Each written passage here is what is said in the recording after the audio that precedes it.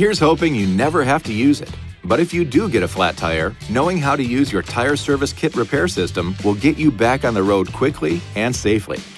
If equipped, the tire service kit is located under the rear load floor in the trunk.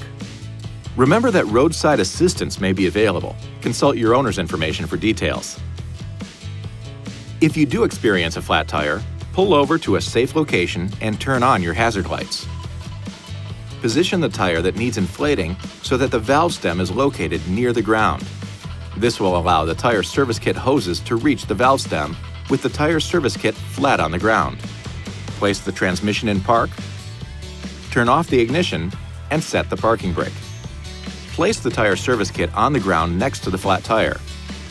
Now, on the kit, push in and turn the mode select knob to the sealant mode position and uncoil the clear sealant hose. Remove the cap from the fitting at the end of the hose. Remove the valve stem cap and screw the sealant hose fitting onto the valve stem. Next, uncoil the power plug on the kit and connect it to the vehicle's power outlet.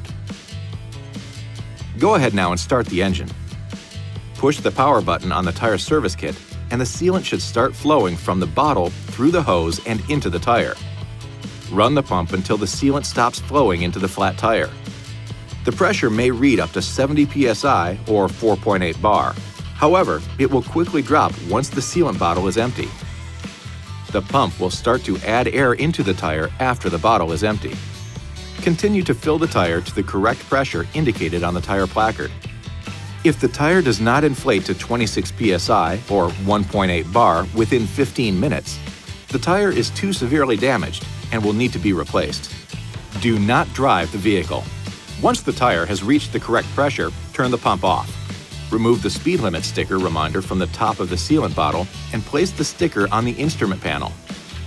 Disconnect the sealant hose from the valve stem and install the valve stem cap. Unplug the kit from the power outlet and place the kit in its proper storage location. The next step is important. Drive the vehicle for 5 miles, 8 kilometers, or 10 minutes to ensure the sealant is distributed within the tire.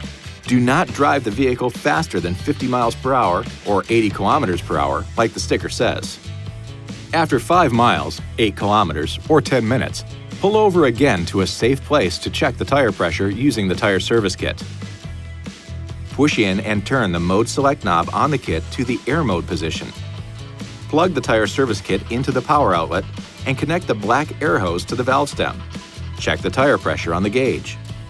If the pressure is less than 19 psi or 1.3 bar, do not drive the vehicle until the tire has been replaced.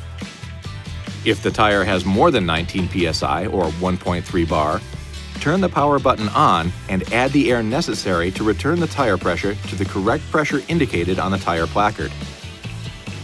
If the tire becomes overinflated, push the deflation button to reduce the tire pressure to the recommended level. Disconnect the tire service kit from the valve stem and install the valve stem cap.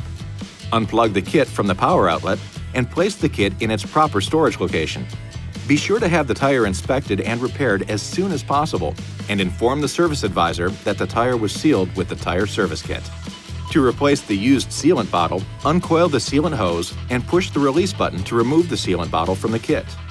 Purchase a new sealant bottle available from the dealership and install it in the kit so the sealant hose aligns with the hose slot in the front of the housing. Install the cap on the fitting at the end of the sealant hose and return the hose to its storage location on the kit. Then return the tire service kit to its storage location in the vehicle. A quick note here, you can also use the tire service kit pump to inflate balls, air mattresses, and other inflatables. You'll find adapters in a compartment on the bottom of the unit. This video is not intended to take the place of your owner's manual. For complete details and other important safety information, please see your owner's information.